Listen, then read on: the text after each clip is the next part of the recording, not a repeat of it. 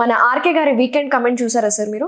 YCP నేతల గురించి అనేక రకాలుగా ఆయన మాట్లాడడం జరిగిందనమాట. సో వైసీపీ నేతలు జగన్ ఏది చెప్పినా నమ్ముతారు. 3 రాజధానుల గురించి మాట్లాడినప్పుడు అవును ఓహో ఆహా అన్నారు. తర్వాత వైసీపీ నేతల భార్యల గురించి కూడా తప్పుగా మాట్లాడడం జరిగింది. సో దీని గురించి మీరు ఎలా స్పందిస్తారు? ఇక్కడ చంద్రబాబు నాయుడు అమరావతి అనేది ఆయన మానసిక పుత్రిక.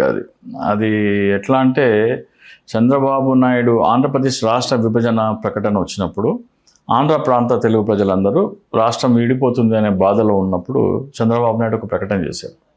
రాష్ట్రం విడిపోతే విడిపోయింది, మనము ఒక కొత్త రాజధాని కావాలి, ఆ కొత్త రాజధానికి 5 లక్షల కోట్లు కేంద్రం ఇవ్వాలి అని చెప్పారు.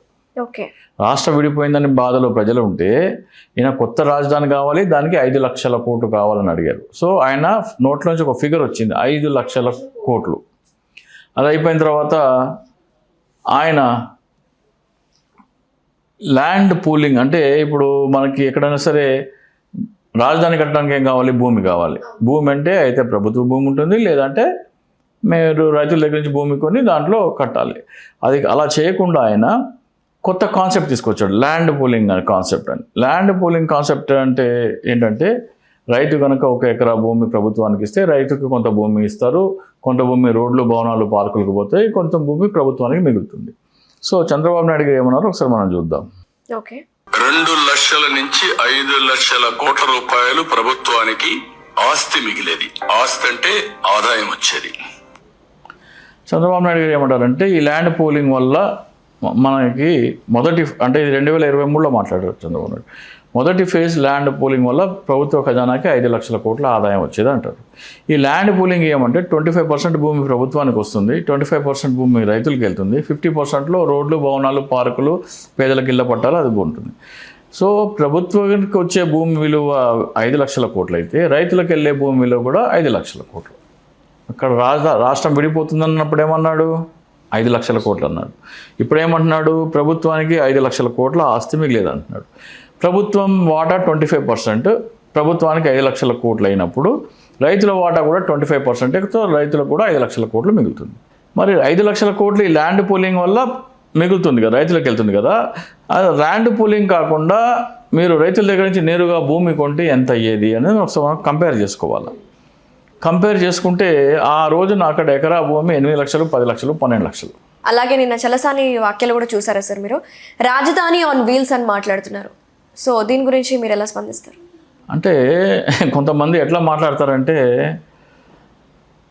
చంద్రబాబు నాయుడు ఉస్కో అంటే కొన్ని మాట్లాడతాయి. ప్రత్యేక హోదా చంద్రబాబు నాయుడుకి మాట్లాడమన్నప్పుడు మాట్లాడతాడు, తర్వాత మాట్లాడు. ఇప్పుడు చంద్రబాబు నాయుడు అధికారంలోకి వచ్చి 2 సంవత్సరాలు అయింది, ప్రత్యేక హోదా ఊసే లేదు. చలసాని శ్రీనివాస్ గారు నోటేమాట. సో చంద్రబాబు నాయుడు ఉస్కో అంటే మాట్లాడే వాళ్ళే వీళ్ళందరూ, చలసాని శ్రీనివాస్ వీళ్ళందరూ. రాజధాని అండ్ వీల్స్ అని మాట్లాడే చలసాని శ్రీనివాస్ గారు ల్యాండ్ పోలింగ్లో 5 లక్షల కోట్ల దోపిడీ ఉందని ఎందుకు మాట్లాడారు చలసాని శ్రీనివాస్ గారు? అంటే రాజధాని కమ్మగా ఉందా చలసాని శ్రీనివాస్ గారు?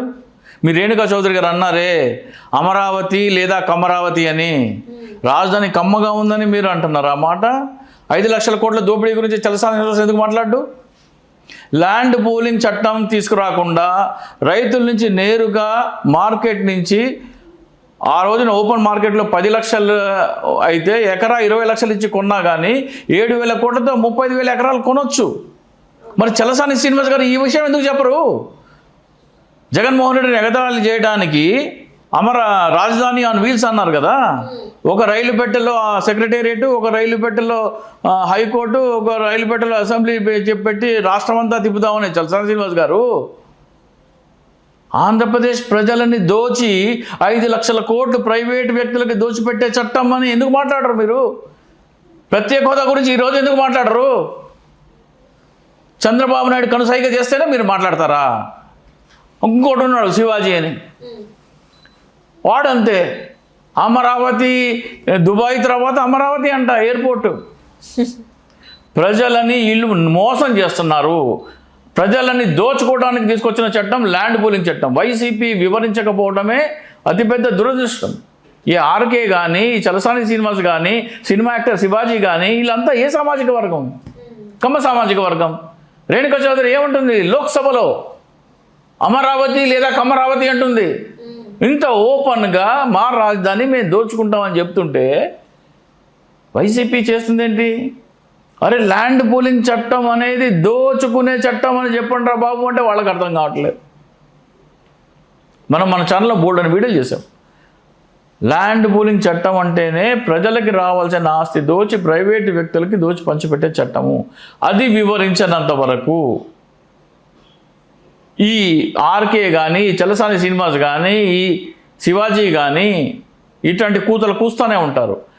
అరే ప్రజలని దోచుకునే చట్టం అని వివరించడానికి వైసీపీకి ఎందుకు అంత నామోషియో నాకు అర్థం కావట్లేదు. వాళ్ళకి అర్థం కావట్లేదో వాళ్ళకి తెలియదా నాకైతే అర్థం కావట్లేదు. ప్రజల కంచంలో అంటే భావితరాల కంచంలో కూడు దోచుకునే చట్టము ల్యాండ్ పూలింగ్ చట్టం. నేను అది క్యారికేచర్ పెడితేనే నా మీద కేసు పెట్టారు విజయవాడలో. ఎఫ్ఐఆర్ అయింది నా మీద. ప్రజలకి రావాల్సిన ఆస్తి దోచి, ఇది తెలుసు అందరికీ, మన 2 months బ్యాక్ జరిగింది. ప్రజలకి రావాల్సిన ఆస్తి దోచి ప్రైవేటు వ్యక్తులకు పంచిపెట్టే చట్టం అని ఆ క్యారికేచర్ నేను వేశాను. చిన్నపిల్లడి కంచంలోంచి చంద్రబాబు నాయుడు, పవన్ కళ్యాణ్ కూడు దోచుకునే చట్టం అని. సో మీకు పంపిస్తాను, అవి కూడా డిస్ప్లే చేయండి. నా మీద ఎఫ్ఐఆర్ అయింది. నేను మాట్లాడుతున్నాను, వైసీపీ ఎందుకు మాట్లాడలేదు? ఈ ఏబిఎన్ రాధాకృష్ణ కానీ, చలసాని శ్రీనివాస్ కానీ, శివాజీ కానీ వీళ్ళందరూ ఇంకా ఒకసారి ఎవడైనా సరే నేను చెప్పింది కనుక ప్రజలకు వివరిస్తే, ఎవడైనా సరే అమరావతి పేరెత్తితే వాడిని చెప్పులు తీసుకొని తరిమి కొడతారు. ప్రజలే కొడతారు. అది ప్రజలకు వైసీపీ చెప్తే చాలు. వైసీపీ చెప్పాల్సింది చెప్పట్లేదు. అది చెబితే ఇంకా వైసీపీ ఏం చెప్పక్కర్లా. మావిగన్ గురించి మాట్లాడలక్కర్లేదు, 3 రాజధానులు అనక్కర్లేదు. ఏదో అర్థం కావట్లేదు. మరి అది వైసీపీ ఆలోచించుకోవాలి.